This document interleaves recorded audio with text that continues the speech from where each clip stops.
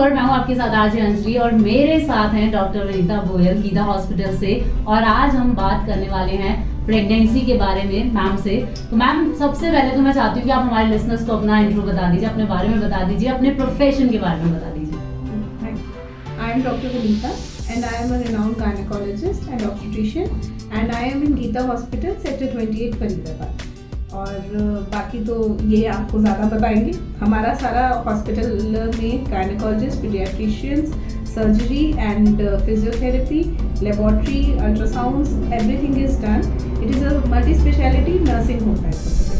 So you are always welcome to come and have any queries and OPT here. Ma'am एक short intro आप बता दीजिए। आप हम जिस टॉपिक पे बात करने वाले हैं आपसे, तो एक बार प्लीज आप अपने हमारे लिसनर्स को बता दीजिए कि हम किस टॉपिक पे क्या बात कर रहे हैं। आजकल जो सबसे ज़्यादा कॉमन है प्रेगनेंसी में, हर किसी को बहुत ज़्यादा कंफ्यूजन होती है। हाँ, what is the diet we should take, what diet we have to follow, what diet we should take, when should we eat, when should we not eat, to maintain a slim figure also, as well as to remain healthy, so that baby and mother both are healthy yet not gain much of weight. Ma'am pregnancy के time पे ना सबसे बड़ा डर होता है मोटा होने का। तो मैं पूछना चाहती हूँ कि कितना वेट सही रहता है प्रेगनेंसी के टाइम पे। अकॉर्डिंगली सबसे पहले तो चीज़ होती है what is the basic starting body weight. लोग क्या करते हैं, कोई जैसे हमारे पास आता है वो ये कहता है कि मेरी वाइफ बहुत पतली है, उसका तो वेट ही नहीं गेन हो रहा है। लेकिन हम जब प्रोपोर्शनेट देखते हैं that day she started her pregnancy she was 35 और 40, अब उसका 50 है, तो automatically she has gain weight ना। आप उस 35 वाले को आप 70 तो नहीं बना सकते हो, है ना। और वही सेम चीज goes for a very healthy baby. अगर लेडी ऑलरेडी 75 प्लस है, so we don't need that much weight gain for that lady. Main जो एक ideal around 50 to 60 kg of lady का है, हम ये कहते हैं 7 to 11 kg पूरे 9 मंथ्स में गेन करना है। उसमें अगर किसी का बहुत लो वेट से शुरू हुआ है तो दे कैन गो इन मोर, और जो हैवी वेट से शुरू हुई है they should remain to less than 7। लेकिन एक आइडियल जो नॉर्मल बॉडी वेट है उसके लिए 7 to 11 kg in whole 9 months. What happens is, लोग क्या करते हैं सडनली गेन कर जाते हैं। In 1 month they gain 2-3 kg, उसके बाद वो बढ़ता ही चला जाता है। So that is something not okay. Ma'am एक डर ये भी रहता है कि खाएं क्या क्या, मतलब खाना ठीक रहता है, बिकॉज काफ़ी सारे मिथ्स हैं कि पपीता नहीं खाने देते, ऑयली फूड नहीं खाने देते। तो उस पर आप क्या कहना चाहोगे कि क्या फूड हमारे लिए सही है ये खाना या नहीं रहता? बिकॉज मिथ्स लोग ना वहम में बहुत जी रहे हैं, तो प्लीज उसके लिए थोड़ा सा बताइए। See what I suggest is, सबसे पहले तो हेल्दी डाइट लें, कोई भी आपको प्रॉब्लम नहीं आएगी। 2-3 चीज़ें जो अवॉइड करते हैं उसके कॉन्सेप्ट्स हैं। पपाया इज नॉट कुछ गर्म है इसलिए नहीं खाया जाता। पपाया के जो सीड्स हैं उनसे वॉशरूम हो सकते हैं, और कच्चे पपीता से भी। That is why papaya is avoided. Pineapple is acting as a fat cutter. हमें फैट कटर प्रेगनेंसी में नहीं चाहिए होता है, तो थोड़ा बहुत पाइनएप्पल खा सकते हैं। Rest every fruit you can take. People don't take oranges की सर्दी में ठंड लग जाएगी। अगर गॉड ने सर्दी में ऑरेंजेस लाए हैं तो वो खाने के लिए ही लाए हैं, ठीक है ना। God knows better than us कि हमें क्या चीज कब सीजन में खानी चाहिए। You should take all seasonal fruits, nothing is going to harm you, but everything should be in a balanced amount. एक दिन में सिर्फ हमने एप्पल ही एप्पल 2 खा लिए, संतरे ही संतरे खा लिए, that should not be the thing. एक डे में 3 to 4 types of different fruits खाएं, जिससे आपको हर तरीके का मिनरल वेट मिल जाता है। First thing is that. Second thing is, आजकल people are not drinking milk. I get so many patients, ये दूध नहीं पीती, ये दूध नहीं पीती। You can not take it as an option कि मैं पीऊँ कि ना पीऊँ। पीना होता ही है, ठीक है ना। क्यों पीना है? दूध में आपको प्रोटीन मिलता है, दूध में आपको सारे मिनरल्स विटामिन्स मिलते हैं। हाँ, I will suggest do not take buffalo's milk. Buffalo और cow's milk is same, but the cow's milk has very less 80% less fat than buffalo's milk. तो जब आपको पता है आपने बैलेंस वेट गेन करना है, तो जो थोड़ी हेल्दी लेडीज हैं, let them take cow's milk, that also don't, we don't want unnecessary fat. और बहुत चीजों में फैट आता है ना। Cow's milk 2 times a day, fruits and salads. And what about vegetables?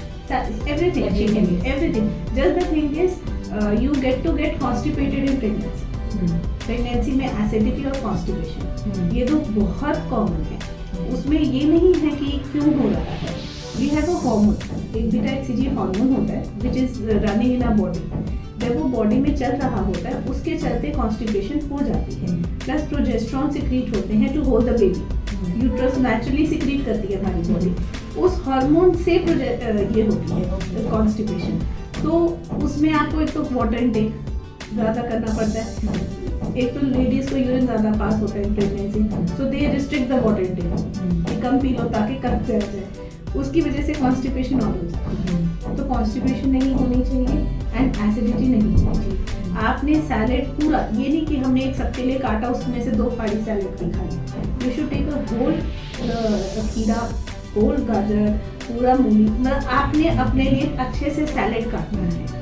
आपको अपनी मतलब एक मील अलग से अपने लिए बना के रखनी है और उसके बाद उसको खुद ही थोड़ा खत्म करना है। और वाटर इनटेक सबसे जरूरी। And what about ma'am, mood swings बहुत होते हैं इसमें और ये खाने का एकदम मन कर रहा है बट मना कर देते हैं उसे खाने की, इस पे क्या है?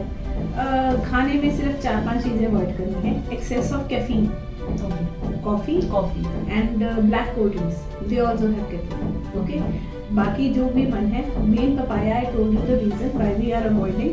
एंड कई पेशेंट्स को, नॉट एवरीवन, चाइनीज में जो अजीनोमोटो सॉल्ट रहता है एक कॉजेज ऑफ, कई पेशेंट्स, नॉट एवरीवन, ठीक है ना।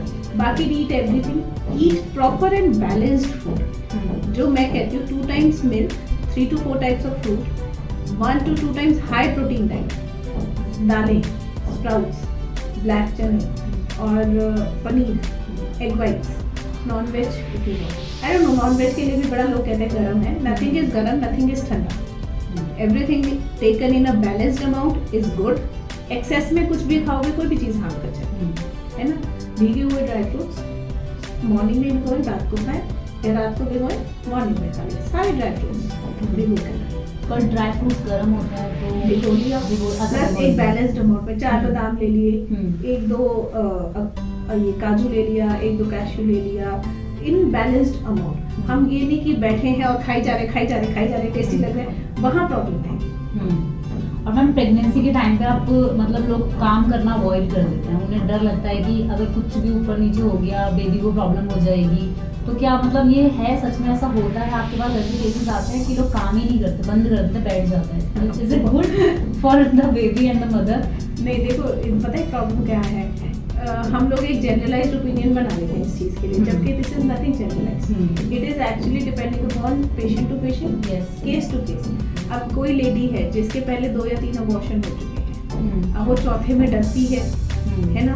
प्लस क्यों होता है अबॉर्शन, या कंसीव ही नहीं हो रहा था, बहुत 10-15 साल के बाद जाके बेचारे को कंसीव हुआ, क्यों होता है ये? Because something is wrong in the body, that is why she is not conceiving. What is wrong? Uterus weak है, ट्यूब्स वीक है, ओवरीज वीक है, कोई ना कोई बॉडी का पार्ट जिसने बेबी को पकड़ने वही प्रॉब्लम नहीं है, तभी कंसीव नहीं हुआ। ऐसे केसेस में इनिशियली 3 मंथ्स रेस्ट करना चाहिए। जो एक नॉर्मल हेल्दी लेडी है जिसने पहले कंसीव किया है, या सेकंड कंसेप्शन है, या थर्ड कंसेप्शन है, कोई बैड हिस्ट्री नहीं है, वो नॉर्मल है। We have worked throughout 9 months of a pregnancy, कोई प्रॉब्लम नहीं होती है। इनफैक्ट जितना आप एक्टिव रहोगे खाना डाइजेस्ट होगा, है ना, अननेसेसरी फैट नहीं गेन होगा। एंड प्लस जो मेंटालिटी, जो ये मूड स्विंग्स आप कह रहे थे ना, ये कम होते हैं because you remain busy. I always encourage my patients to work. I never tell them to sit at home. I have my patients like निधि कोहली हैं जो सिंगर्स हैं ZTV के, वो अभी मेरी डिलीवरी हुई है, उसकी normal delivery. When she was pregnant, she went for her concerts also. She used to come, she used to take medicine कि मैं जाऊँ, वहाँ जाती थी, आके चेकअप कराती थी। She did every concert. मेरी एक और पेशेंट है, she has become Miss World right now. Mrs. World, sorry. So she also was doing everything. She went for Mrs. World pageant. She also did everything. She was wearing heels also. We just switched over to block heels, not with the pencil heels. So everything, if you want, you can do, and if you do not want, फिर वही वाली बात है, options तो कितने मर्जी लोग ढूंढ ही लेते हैं ना करके। एक मैम इसमें अभी मेरी एक मतलब पर्सनली है, मतलब मेरी एक फ्रेंड है, तो वो कंसीव नहीं कर पा रहे बिकॉज ऑफ हेल्दी बॉडी। वो काफ़ी मतलब फेट है, तो डॉक्टर ने उनको ये बोला कि मतलब चर्बी बहुत बढ़ गई है थाइस की, टमी की, तो इसलिए वो कंसीव नहीं कर पाते। तो क्या ऐसा कुछ होता है, मतलब आप क्या इसमें ना basically healthy ladies land up in irregular cycles. Irregular cycles क्यों है? Because of irregular hormones. Ladies whole body is hormone, everything from your face to your hair to your toe to your peat, everything is hormone, है ना। अब जब hormones ही गड़बड़ हो जाएंगे उससे आप कैसे कंसीव करोगे? ये जो वेट होता है, वेट हार्मोन्स डिस्टर्ब कर देता है। Mostly they land up in polycystic ovaries, PCOD कहते हैं जिसे। उससे क्या होता है, बॉडी में इतनी रेजिस्टेंस आ जाती है to whatever you are eating, वो सब तुम्हें लगता रहता है। उस रेजिस्टेंस को ब्रेक डाउन करने के लिए you have to work out, you have to diet to lose weight. जब आप वेट लूज करोगे ऑटोमेटिकली बॉडी के हार्मोन्स फिर से रिकवर हो जाएंगे। जब आपके रिकवर हो जाते हैं तो आप जल्दी कंसीव कर जाते हो। बट ये इसलिए होते हैं जो नहीं कर पा रहे। I have 120 kg lady with 4 babies, ऐसा नहीं है।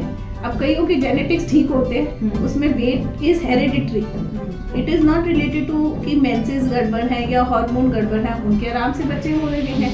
लेकिन मोस्टली जिनके नहीं हो रहे होते वो जो होते हैं जिनके वेट की वजह से हार्मोन्स गड़बड़ हो गए।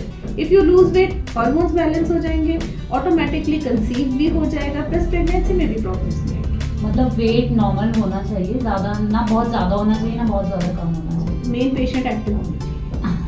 वेट के साथ यू बिकम इनएक्टिव। आप वेट के साथ भी if you are very active, you are moving around, तो भी चल जाता है। ठीक है मैम, इसमें एक्सरसाइज योगा कितना आप सजेस्ट करोगे प्रेगनेंसी के टाइम पे? Every time I specifically tell them, पहली बात तो ना, first thing whatever you have to do in the morning, and जैसे ही उठते हो कोई एक फ्रूट खाएं और उसके बाद करें। आपने ये खाली पेट नहीं करना, प्रेगनेंसी में एसिड बर्न्स होने शुरू हो जाएंगे।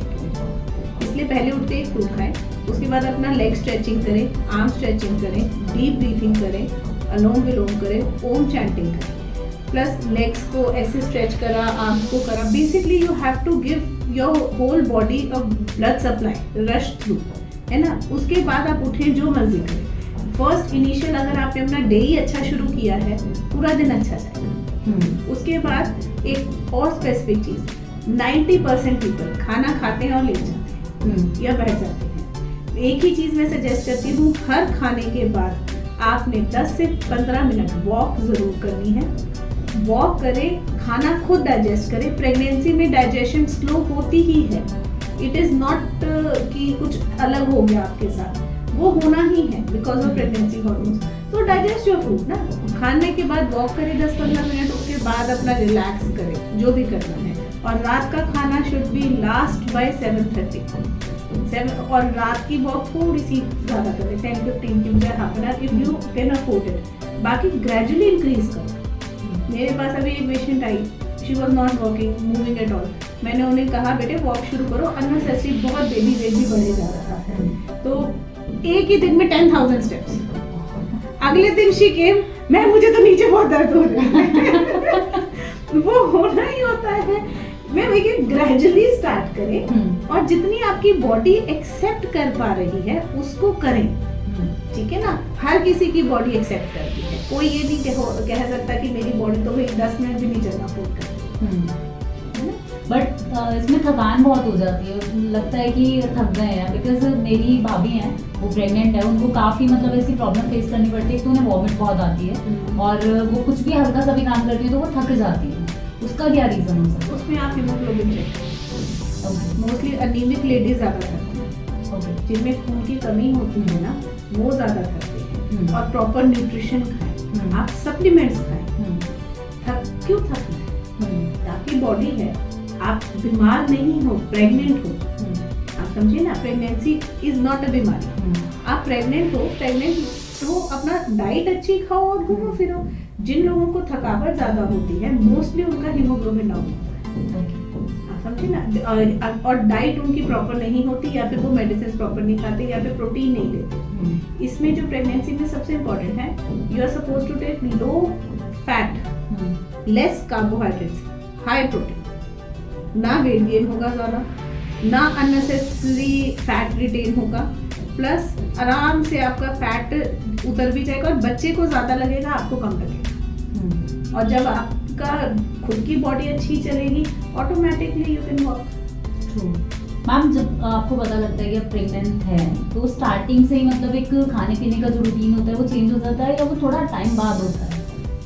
स्टार्टिंग से करना चाहिए। स्टार्टिंग से? Yes, you should take every 1.5 to 2 hours something और नॉर्मल। अगर आप कोई भी मान लीजिए वो हर ब्रेकफास्ट लंच डिनर नहीं करते है ना, बीच बीच में कम ही लोग कुछ खाते हैं। वो तो जब डाइटिशियन स्पेसिफिकली कहता है तभी खाते हैं। बीच में चाय पी ली या ऐसे तभी मैंने आपको जो स्पेशली बताया था कि प्रोटीन स्टॉक्स वगैरह खाएं, फ्रूट्स खाएं, और 1.5 से 2 घंटे में 1.5 to 2 hours में कुछ ना कुछ, कभी नींबू पानी, कभी शिकंजवी, कभी छाछ, लस्सी, ORS, ग्लूकोन डी, बीच में कुछ लेते रहे, so that the acid which is being formed वो आपको परेशान करेगी, आप उसको हर बार खाना दे देते हो। सेकेंड थिंग, सबसे जो इम्पोर्टेंट चीज़ होती है कि शॉर्ट मील खाओ। एक बार में जब आपने खाया हुआ है ना, आप एक बार में हॉक करोगे ही नहीं, तो वो डाइजेशन प्रॉब्लम नहीं आएगी, वो वॉमिटिंग सेंसेशन नहीं आएगी। हाँ, वो एक ऐसा एक्सपीरियंस लाइक आपके पास आया हो, मतलब फैट से रिलेटेड हो, बॉडी वेट का प्रॉब्लम हो रही थी, तो वो आप हमारे लिसनर्स के साथ शेयर करें।